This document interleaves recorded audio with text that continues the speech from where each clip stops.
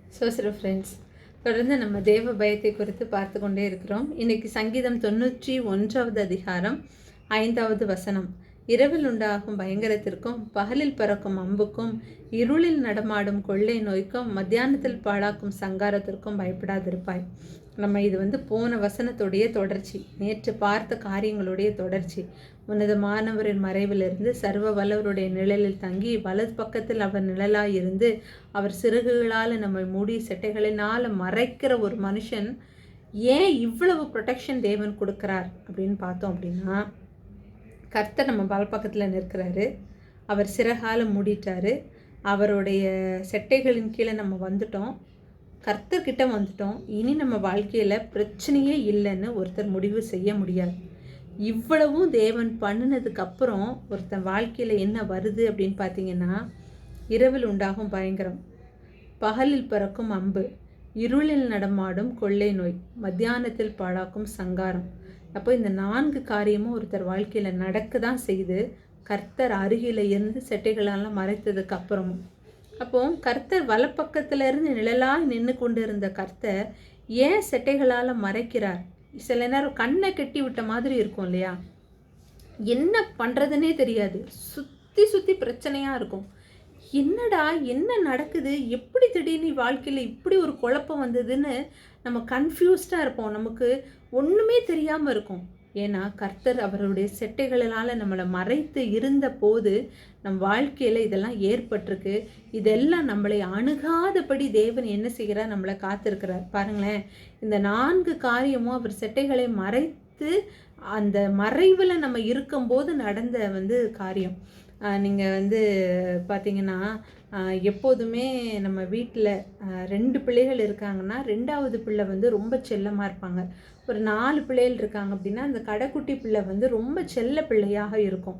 ஏன்னா அந்த பிள்ளைக்கு என்ன தெரியும் அப்படின்னா, தன்னுடைய அண்ணன்மார்கள் இல்லை அக்கா இல்லை தனக்கு மூத்தவங்க எப்படி பிஹேவ் பண்ணுறாங்க, நம்ம அம்மா அப்பா கிட்ட, நம்ம அம்மா அப்பா எப்படி அவங்கக்கிட்ட பிஹேவ் பண்ணுறாங்க, எப்படி பண்ணால் அவங்களுக்கு பிடிக்காது, எப்படி பண்ணால் அவங்களுக்கு பிடிக்கும், எப்படி நடந்துக்கிட்டால் அவங்க சந்தோஷப்படுவாங்கன்னு நல்லா அப்சர்வ் பண்ணுறதா இருக்கும். இந்த 2வது பிள்ளைகள் எப்போதுமே வீட்டில் சுட்டியாக இருக்கும்.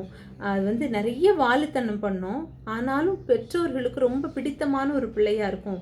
ஏன்னா அது ஒரு சத்தம், அக்காவையோ இல்லை அண்ணனையோ ஒரு சத்தம் போட்ட உடனே அது அடங்கிரும், அமைதியாயிரும், டக்கு டக்குன்னு தன்னுடைய வேலைகளை செய்திடும். அப்போது இந்த 2வது பிறந்த பிள்ளை ரொம்ப பெற்றோருக்கு ஒரு நெருங்கின ஒரு பிள்ளையாக காணப்படும்.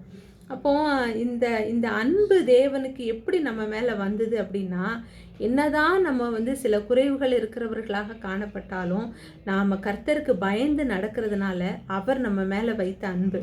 நீங்கள் இஸ்ரவேல் ஜனங்க பார்த்தீங்கன்னா, முதல் பேரானவர்களைப் போல் அவர்களுடைய வாழ்க்கை.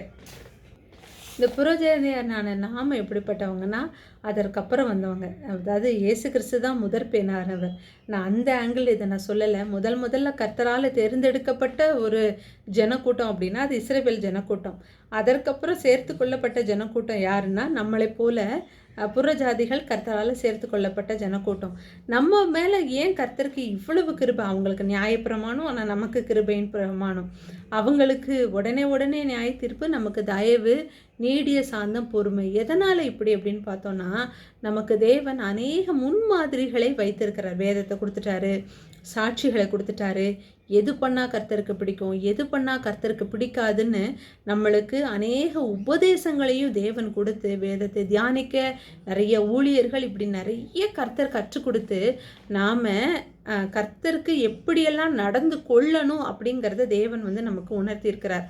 நம்ம அவங்களை போல, நம்ம இஸ்ரவேல் ஜனங்களை போல நீதியிலும் நியாயத்திலும் இருந்தோமானா இல்லை. நம்ம நிறைய இடர்றோம், நிறைய தவறுகிறோம். ஆனாலும் கர்த்தருக்கு ஏன் நம்ம மேலே தயவு அப்படின்னா, நாம் கடைக்குட்டி, நாம் செல்ல பிள்ளைகளாக இருந்து கர்த்தருக்கு பிடிக்காத காரியத்தை செய்திடக்கூடாதுங்கிற தேவ பயம் நமக்குள்ளே இருக்கிறது தான் காரணம். இஸ்ரவேல் ஜனங்க எல்லாத்தையுமே செய்கையில் செய்தாங்க. ஆனால் உள்ளுக்குள்ளே இருந்து நடப்பிக்க வேண்டிய தேவ பயத்தை விட்டுட்டாங்க. நம்மளால் செய்கையில் அந்த அளவுக்கு செய்ய முடியல.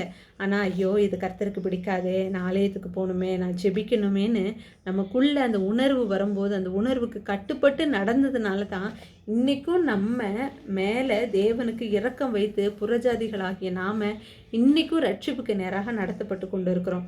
இப்படிப்பட்டவர்களின் வாழ்க்கையை தான் தேவன், இப்படிப்பட்ட விக்னங்கள் ஏதும் அவர்களை தாக்காதபடி தேவன் தன்னுடைய சிறகுகளால் மூடிக்கொள்கிறார். பார்த்தீங்கன்னா அதே 91:2 நான் கர்த்தரை நோக்கி நீர் என் அடைக்கலம், என் கோட்டை, நான் நம்பி இருக்கிறவர் என்று சொல்லுவேன். அப்போ இப்படி நான் துதிக்கிறேன் தேவனை, நீர் தான் என் அடைக்கலம். நான் என் துதியினால் தேவனை மகிமைப்படுத்தும் போது என் வாழ்க்கையில் என்ன நடக்குன்னா, அவர் உன்னை வேடனுடைய கண்ணிக்கும் பாழாக்கும் கொள்ளை நோய்க்கும் தப்புவிப்பார். நான் துதிக்கும் போது எனக்கு 2 விக்னங்கள் வருது. அந்த விக்னங்களை தேவன் துதியினாலேயே என்ன செய்கிறார், முறியடிக்கிறார். எப்படிப்பட்ட விக்னங்கள்? வேணுடனே கண்ணி, பாழாக்கும் கொள்ளை நோய். கண்ணுக்கு தெரியாத, கண்ணிங்கிறது மறைவாக இருக்கிறது. அதனால் விலங்குகளோ பறவைகளோ போய் அந்த வலையில் சிக்கிக்கொள்ளும். பாழாக்கும் கொள்ளை நோய், கொள்ளை நோயும் நம்ம கண்ணால் பார்க்க முடியாது. அப்போது மறைவான எல்லா விதமான போராட்டங்களை நம் துதியை வைத்து தேவன் முறியடிக்கிறார். நமக்கு வெளிப்படையாக வருகிற அநேக போராட்டங்களை நமக்குள்ளே இருந்து எழும்புகிற தேவ பயத்தினால கர்த்தரை நோக்கி பார்க்கும்போது கர்த்தர் அந்த எல்லா குறைவுகளையும் நிறைவாக்குகிறார். அப்போது நம்மளுக்கு எப்போதுமே மறைமுக கண்ணி, வெளிப்படையான கண்ணின்னு 2 வகையான ஆபத்துகள் இருக்குது. மறைமுகமான ஆபத்தை துதியின் மூலமாகவும், வெளிப்படையான ஆபத்தை கர்த்தருக்கு பயந்து நம்ம நடக்கும்போது நம் வாழ்க்கையில் அந்த காரியங்கள்லேருந்து தப்பு வைக்கிறதையும் இந்த சங்கீதம் 91வது அதிகாரத்தில் நம்ம தெரிந்து கொள்ள முடியும். அப்போது நம்ம நமக்கு தெரிந்து தப்பு வைக்கப்படுகிறது கம்மி. நான் போன வாரம் நான் இந்த கிருபையை குறித்து சாட்சி சொல்லும்போது தெரிந்து தப்புவிக்கப்பட்டது நமக்கு கொஞ்சம் தான். தெரியாமல் தப்புவிக்கப்பட்டது ஒரு புத்தகத்தில் தேவன் எழுதி நமக்கு காட்டினா தான் தெரியும் எவ்வளவு காரியத்தில் தேவன் நம்மளை காத்திருக்கிறார் அப்படின்னு. அப்போது தேவ பயத்தோடு நம்ம கர்த்தர்கிட்ட நடந்து கொள்ளும்போது கர்த்தருக்கு ரொம்ப பிரியமாக இருக்கும். நம்ம கடைக்குட்டி பிள்ளைகளை எப்படி ஒரு பேரண்ட்ஸ் ரொம்ப செல்ல பிள்ளையா கடைசி வரைக்கும் பார்த்துப்பாங்களோ, அதே போல் கர்த்தருக்கு பயந்து நடக்குகிற பின்னாட்களில் கர்த்தரை சேவிக்க ஆரம்பித்த புறஜாதியான நமக்கு தேவன் அந்த தயவை கொடுத்திருக்கிறார். அதை இழந்து போகாமல் தேவ பயத்தை காத்து நடக்கும்போது நம்மளுடைய முழு இந்த புறஜாதியின் ஆசீர்வாதங்கள், புறஜாதியை ரட்சித்ததன் மூலமாக கர்த்தர் நமக்கு வைத்த எல்லா ஆசீர்வாதங்களையும் நம்ம பெற்றுக்கொள்ளலாம். God bless you.